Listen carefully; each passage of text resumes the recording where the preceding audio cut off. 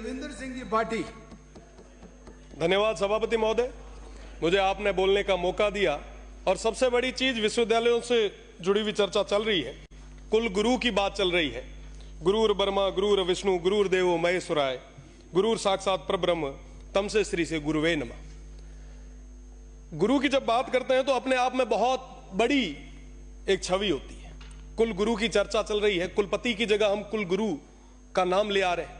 मैं स्वागत करता हूं आपका, आप ले आए, बहुत बढ़िया काम कर रहे हैं। मेरे से पहले माननीय भरतपुर से आने वाले सदस्य ने कई सारी चीजें कही। सही बात है कि साहब यूजीसी आपको वैलिड करेगी नहीं करेगी, क्या पता कल के समय में कुलगुरु कहीं पे साइन करते हैं, वो डिग्री अगर कैंसिल हो गई तो क्या होगा। हमारे यहां से कोई ग्रेजुएट करके कोई फॉरेन जा रहा है और वहां पे सब देखता है कि साहब वाइस चांसलर के सिग्नेचर ही नहीं है, तो उसको 4-4 बार धक्के खाने पड़ेंगे। आप इसके लिए कुछ ना कुछ एक ठोस चीज ले आए, मेरा तो यही निवेदन है। क्योंकि गुरु की बात है तो मैं उनके सामने या उसके विषय में आपके खिलाफ तो नहीं बोलूंगा, और गुरुओं की तो इज्जत हमेशा हम करते ही आए हैं। गुरु गोविंद दोनों खड़े काके लागू पाए, बलिहारी गुरु आपने गोविंद दियो बताए। बहुत बड़ा नाम है, आप करें, स्वागत है आपका। पर मेरा निवेदन है कि आप विश्वविद्यालयों के बारे में भी सोचें। मैं जोधपुर यूनिवर्सिटी में 2019 से लेकर 22 तक छात्र संघ का अध्यक्ष रहा, खूब बार धरने दिए, प्रदर्शन किए। एक बार की मैं आपको बात बता रहा हूं कि पिछली बार पेंशनर जो है, जो लगभग अपना पूरा जीवन वहां पे निकाल के आते हैं, वो सारे लोग बुजुर्ग, हरिमोहन जी साहब सबसे वरिष्ठ हैं। हरिमोहन जी साहब 70, 75 साल के हमारे जो बुजुर्ग हैं, जिन्होंने पूरा जीवन दिया है, वो सड़कों पे आए, धरने दिए। मैंने कहा क्या हुआ साहब, तो कह रहे हैं कि साहब हमने पूरा जीवन इस संस्था को दे दिया, आज के समय में ये संस्था है हमें पेंशन तक नहीं दे पा रही। आप विचार करें कि चतुर्थ श्रेणी का कोई कर्मचारी है जिसकी पेंशन कुल मिला के 10,000 है, अगर 6 महीने तक आप उनको पेंशन नहीं दोगे तो उसकी क्या स्थिति होगी। होली दिवाली हमारे लिए गई है, हमारे लिए तो खूब सारे लोग आते होंगे मिठाइयां लेके, उनके लिए, उनके बच्चों के लिए, पोतों के लिए मिठाई कौन ले जाएगा, क्या स्थिति होगी। तो कहीं ना कहीं फाइनेंशियल क्राइसिस के अंदर हमारी सारी यूनिवर्सिटीज फाइनेंशियल क्राइसिस से गुजर रही है। हम उसको अपलिफ्ट कैसे करें, उसके बारे में चर्चा करने की ज्यादा जरूरत है। अब बात करें स्टाफ की, यूनिवर्सिटी के अंदर सारे प्रोफेसर्स के पद खाली पड़े, असिस्टेंट प्रोफेसर्स के पद खाली पड़े, टीचिंग नॉन टीचिंग के सारे पद खाली पड़े, कोई बात करने के लिए तैयार नहीं है। जो गेस्ट फैकल्टी पे जो प्रोफेसर्स आ रहे हैं, जो पढ़ाने के लिए आ रहे हैं, वो इसी उम्मीद के साथ कि कभी ना कभी सरकार कोई ना कोई ऑर्डिनेंस लाएगी और हमें परमानेंट करेगी। तो मेरा तो निवेदन है कि जो गेस्ट फैकल्टी पे आ रहे हैं, आप उनको परमानेंट करें। नॉन टीचिंग के जो स्टाफ है, लगभग काफी लोग तो ऐसे हैं जिन्होंने पूरा जीवन दे दिया, अभी तक वो टेम्परेरी है, उन लोगों को आप परमानेंट करें। साथ ही साथ मैं स्टूडेंट्स की बात करूं, आप बहुत एक्टिव हैं, माननीय मंत्री जी बहुत लांठा है, आपसे तो मेरा ये निवेदन है कि आप उन यूनिवर्सिटीज में, उन हॉस्टल्स में, उन विद्यार्थियों के साथ में एक एक दिन, एक एक रात गुजार के आए। आप वहां की हॉस्टल्स की स्थिति देखें, वाकई लगेगा स्टूडेंट्स को कि हमारे माननीय मंत्री जी बहुत एक्टिव हैं। आप वहां पे जाएंगे तो देखेंगे कि साहब हमारे पास क्वालिटी की कोई कमी नहीं है, कोई कमी नहीं है, बहुत ब्रिलियंट स्टूडेंट हमारे यहाँ पे। आप उनके बीच में अगर समय निकालेंगे तो 4 चीजें साथ में निकल के भी आएगी। साथ ही साथ अभी बात चल रही थी सिंडिकेट की, सीनेट की, तो सीनेट और सिंडिकेट के अंदर छात्रों को या छात्र नेता या जो ब्रिलियंट स्टूडेंट है, आप कैसे भी तय करें और उनको जगह दें, ताकि एक कम्युनिकेट रहे। समन्वय नहीं है साहब, विश्वविद्यालय प्रशासन अलग भाग रहा है, छात्र अलग भाग रहे हैं, तो कहीं ना कहीं एक ब्रिज बनाने की जरूरत है। मेरा निवेदन है कि आप इस बारे में भी सोचें। साथ ही साथ मैं स्पोर्ट्स की बात करूंगा साहब। आज के समय में यूनिवर्सिटीज का स्पोर्ट्स हम बात कर रहे हैं साहब, पंजाब हरियाणा में इतने खिलाड़ी बाहर जा रहे हैं, इतना बढ़िया बढ़िया परफॉर्म कर रहे हैं। हमारे स्टूडेंट्स को क्या हुआ साहब, वो इसलिए खेल नहीं पा रहे हैं कि साहब उनके पास ना तो पूरे संसाधन है, ना वहां पे पूरे शिक्षक है। मेरा निवेदन है कि अपन इस बारे में हमें बात करनी पड़ेगी। आज एआई का जमाना आया है, टेक्निकल चीजों का जमाना आ गया है, हमारे बच्चे आज के समय में ग्रेजुएट होके बेरोजगार होते जा रहे हैं। एक लंबी फेरियस्त हमारे पास, एक दिनों दिन ये आंकड़ा बढ़ता जा रहा है। साहब हमें विचार करना पड़ेगा कि हम जिस ओर जा रहे हैं क्या वो रास्ता सही है। साथ ही साथ मेरा तो यही विशेषकर निवेदन माननीय मंत्री जी से रहेगा कि आप वहां जाएं। साथ ही फीस का मामला है, बहुत बड़ी चीज है, बहुत गंभीर समस्या है माननीय सभापति जी। मैं उस छात्र संघ का अध्यक्ष भी रहा, छात्रों के बीच में काम करने का मुझे मौका भी मिला। वेस्टर्न राजस्थान की सबसे बड़ी यूनिवर्सिटी थी, मैं वहां देखता था कि साहब ग्रामीण परिवेश से जो आने वाला विद्यार्थी है वो अपनी ग्रेजुएशन के साथ साथ तैयारी भी करता है। कई सारे हमारे भाई ऐसे हैं जो कहीं ना कहीं काम भी कर रहे हैं, पार्ट टाइम जॉब भी कर रहे हैं।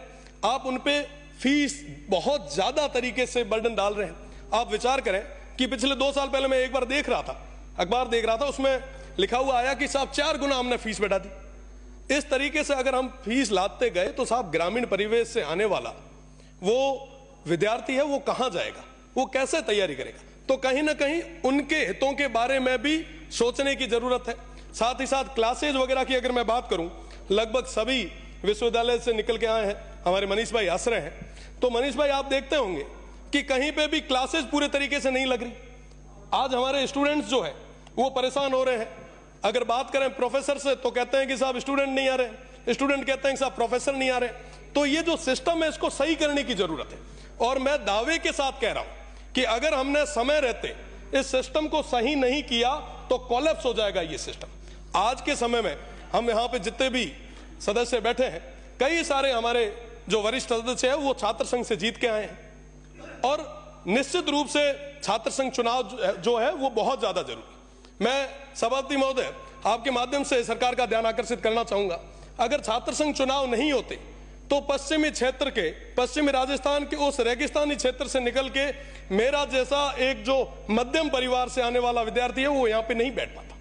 तो निश्चित रूप से आप लोग भी सारे लगभग हम एक लोअर मीडियम फैमिली से आते हैं। यहाँ पे मनीष भाई बैठे हैं, माननीय बायतू से आने वाले सदस्य हैं, शेरगढ़ से आने वाले सदस्य हैं, कई सारे हमारे लोग। ये तो मैं राजस्थान यूनिवर्सिटी की और जोधपुर यूनिवर्सिटी की बात कर रहा हूं, उसके साथ ही साथ सुखाड़िया से आने वाले हमारे माननीय कृपलानी जी भी बैठे हैं।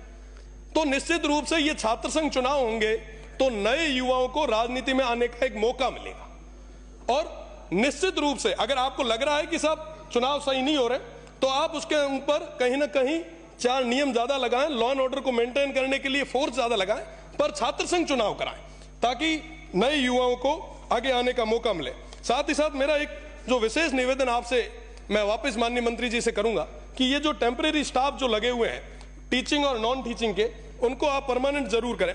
नई एक्टिविटीज को बढ़ाने के लिए हम प्रयास करें। वहां पे कैरियर काउंसलिंग की बहुत ज्यादा जरूरत है। आज के समय में कोई भी कैंपस के अंदर कैरियर काउंसलिंग के लिए नहीं आ रहा।